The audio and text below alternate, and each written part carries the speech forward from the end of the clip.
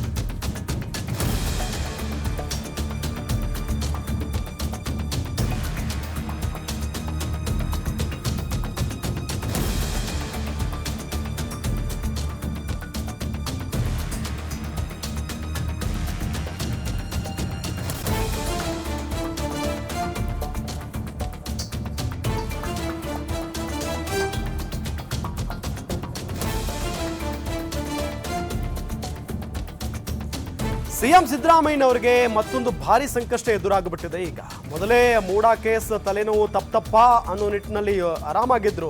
ಅದರೆಲ್ಲದರ ನಡುವೆ ಈಗ ಮತ್ತೊಂದು ಟೆನ್ಷನ್. ಸಿಎಂ ವಿರುದ್ಧ ಪ್ರಾಸಿಕ್ಯೂಷನ್ಗೆ ಅನುಮತಿ ಕೋರಿ ಅರ್ಜಿಯನ್ನ ಸಲ್ಲಿಸಲಾಗಿದೆ.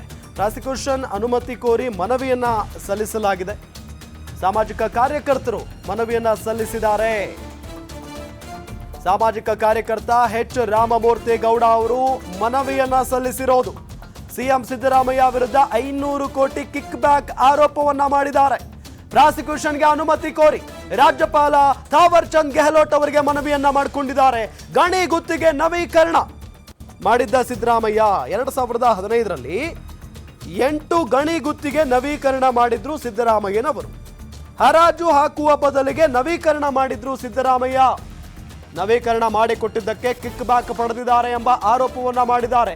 ಭ್ರಷ್ಟಾಚಾರ ನಿಗ್ರಹ ಕಾಯ್ದೆಯಡಿ ಪ್ರಾಸಿಕ್ಯೂಷನ್ಗೆ ಅನುಮತಿ ನೀಡಲು ದೂರನ್ನ ಕೊಟ್ಟಿರೋದು. ಸಾಕಷ್ಟು ವರ್ಷಗಳಿಂದ ಬಾಕಿ ಇದ್ದ ಲೈಸೆನ್ಸ್ ನವೀಕರಣ ಮಾಡಿದ್ರು ಸಿಎಂ. ದೂರಿನ ಮೇಲೆ ಸಹಿ ಮಾಡಿ ಕಾನೂನು ಅಭಿಪ್ರಾಯವನ್ನ ಕೇಳಿದ್ರು ರಾಜ್ಯಪಾಲರು. ಸಾಲಿಸಿಟರ್ ಜನರಲ್ ಬಳಿ ಚರ್ಚೆ ನಡೆಸಿ ತೀರ್ಮಾನ ಅಂತ ಹೇಳಿದ್ದಾರೆ ಗವರ್ನರ್. ಹಾಗಾಗಿ ಸಿದ್ದರಾಮಯ್ಯನವರಿಗೆ ಈ ಒಂದು ಪ್ರಕರಣ ದೊಡ್ಡ ಮಟ್ಟದ ಸಂಕಷ್ಟ ತಂದೊಡ್ಡಬಲ್ಲದು ಅಂತ ಕೂಡ ಹೇಳಬಹುದು. ನೋಡಿ, ಈಗಾಗಲೇ ಸಾಮಾಜಿಕ ಕಾರ್ಯಕರ್ತ ಎಚ್ ರಾಮಮೂರ್ತಿ ಗೌಡ ಅವರು ದೂರನ್ನ ಕೊಟ್ಟಿದ್ದಾರೆ, ಜೊತೆಗೆ ಮನವಿಯನ್ನ ಮಾಡಿಕೊಂಡಿದ್ದಾರೆ ಪ್ರಾಸಿಕ್ಯೂಷನ್ಗೆ ಅನುಮತಿ ಕೋರಿ.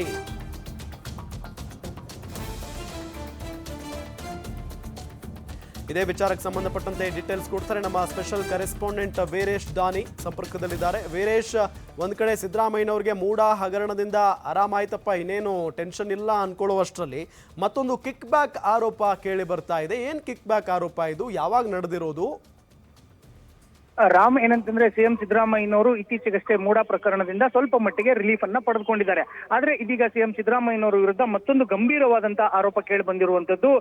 ಸಿಎಂ ಸಿದ್ದರಾಮಯ್ಯನವರು ಅಂದ್ರೆ ಈ ಹಿಂದೆ 2013ರಲ್ಲಿ ಸಿಎಂ ಆದ ಬಳಿಕ 2015ರಲ್ಲಿ ಗಣಿ ಗುತ್ತಿಗೆ ಮಾಡುವಂತ ವಿಚಾರದಲ್ಲಿ ಸಿಎಂ ಸಿದ್ದರಾಮಯ್ಯನವರು ಗಣಿ ಗುತ್ತಿಗೆಗಳನ್ನಂದ್ರೆ 8 ಕಂಪನಿಗಳನ್ನ ಸುಮಾರು 3200ಕ್ಕೂ ಹೆಚ್ಚು ಎಕರೆಯ ಗಣಿ ಗುತ್ತಿಗೆಗಳು 8 ಗಣಿ ಗುತ್ತಿಗೆಗಳ ಕಂಪನಿಗಳನ್ನ ಹರಾಜು ಮಾಡಬೇಕಾದಂತ ಸಂದರ್ಭದಲ್ಲಿ ಆ ಗಣಿ ಗುತ್ತಿಗೆಗಳನ್ನ ಹರಾಜು ಮಾಡದೇನೆ ಕೇವಲ ನವೀಕರಣ ಮಾಡಿ ಹೀಗಾಗಿ ಆ ಗಣಿ ಗುತ್ತಿಗೆಗಳನ್ನ ಹರಾಜು ಮಾಡದೇನೆ ನವೀಕರಣ ಮಾಡಿ ಕೊಟ್ಟಿರುವಂತದ್ದು. ಈ ಹಿನ್ನೆಲೆಯಲ್ಲಿ ಈ ಪ್ರೊಸೆಸ್ ವಿಚಾರದಲ್ಲೇ ಸಿಎಂ ಸಿದ್ದರಾಮಯ್ಯನವರು ಸಾಕಷ್ಟು ದೊಡ್ಡ ಮಟ್ಟದಲ್ಲಿ ಎಡವಿದ್ದಾರೆ ಮತ್ತು ಕಿಕ್ ಬ್ಯಾಕ್ ಅನ್ನ ಪಡೆದಿರ ಅನ್ನೋ ಒಂದು ಗಂಭೀರವಾದಂತಹ ಆರೋಪ ಬಂದಿರುವಂತದ್ದು. ಈ ಗಣಿ ಗುತ್ತಿಗೆಗಳನ್ನ ಹರಾಜನ್ನ ಮಾಡಿದ್ರೆ ರಾಜ್ಯ ಸರ್ಕಾರಕ್ಕೆ ಸುಮಾರು 5,000 ಕೋಟಿ ರೂಪಾಯಿ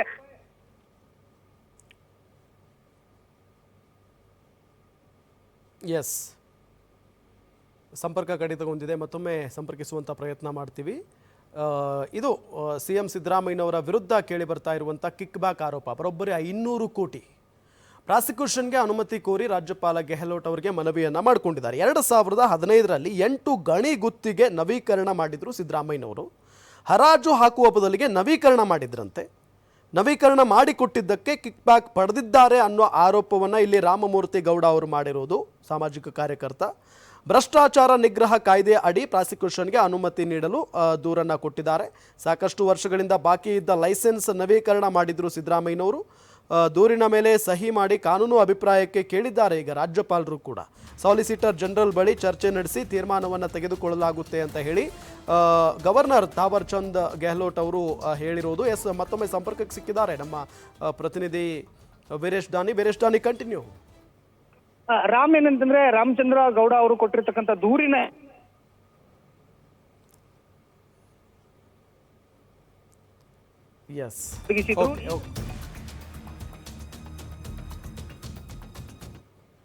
ಓಕೆ, ಸಂಪರ್ಕ ಕಡಿತಗೊಂಡಿದೆ. ಥ್ಯಾಂಕ್ ಯು ವೀರೇಶ್ ದಾನಿ. ವೀರೇಶ್ ದಾನಿ ಹೇಳ್ತಾ ಇದ್ರಿ 500 ಕೋಟಿ ಕಿಕ್ ಬ್ಯಾಕ್ ಆರೋಪ ಇದು.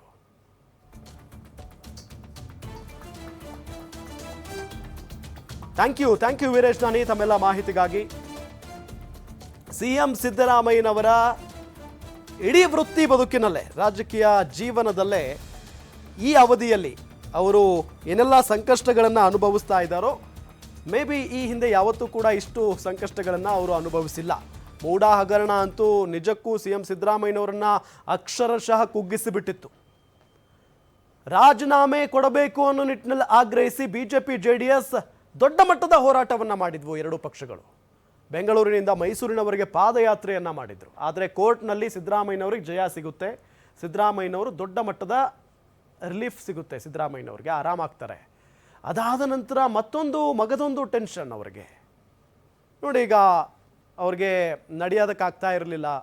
ಪಾಪ ವೀಲ್ ಚೇರ್ನಲ್ಲಿ ಓಡಾಡುವಂಥ ಪರಿಸ್ಥಿತಿ ನಿರ್ಮಾಣ ಆಗಿತ್ತು. ಅದಾದ ನಂತರ ಅದು ಹುಷಾರಾಯ್ತಪ್ಪ, ನಡ್ಕೊಂಡು ಓಡಾಡ್ತಾ ಇದ್ದಾರೆ ಅಂದ್ಕೊಳ್ಳುವಷ್ಟರಲ್ಲಿ ಈಗ ಮತ್ತೊಂದು ಟೆನ್ಷನ್. ಅದು ಕೂಡ ಬರೋಬ್ಬರಿ 500 ಕೋಟಿ ಕಿಕ್ ಬ್ಯಾಕ್ ಪಡೆದಿರುವಂಥ ಆರೋಪ. ಸಣ್ಣ ಪುಟ್ಟ ವಿಚಾರ ಅಲ್ಲ ಇದು. ರಾಜ್ಯಪಾಲರವರೆಗೂ ಹೋಗಿದೆ. ರಾಜ್ಯಪಾಲರು ಬಹಳ ಸ್ಪಷ್ಟವಾಗಿ ಹೇಳ್ತಾ ಇದ್ದಾರೆ, ಸಾಲಿಸಿಟರ್ ಜನರಲ್ ಬಳಿ ಚರ್ಚೆ ಮಾಡ್ತೀವಿ, ಅದಾದ ನಂತರ ತೀರ್ಮಾನ ಮಾಡ್ತೀವಿ ಅಂತ ಹೇಳಿ. ಪ್ರಾಸಿಕ್ಯೂಷನ್ಗೆ ಅನುಮತಿ ಕೊಟ್ಟಿದ್ದೇ ಆದರೆ ಸಿದ್ದರಾಮಯ್ಯನವ್ರಿಗೆ ಸಂಕಷ್ಟ ತಪ್ಪಿದ್ದಲ್ಲ. ಇದರ ಬಗ್ಗೆ ಬಹಳ ಸೂಕ್ಷ್ಮವಾಗಿ ತನಿಖೆಯೂ ಕೂಡ ನಡೆಯುತ್ತೆ.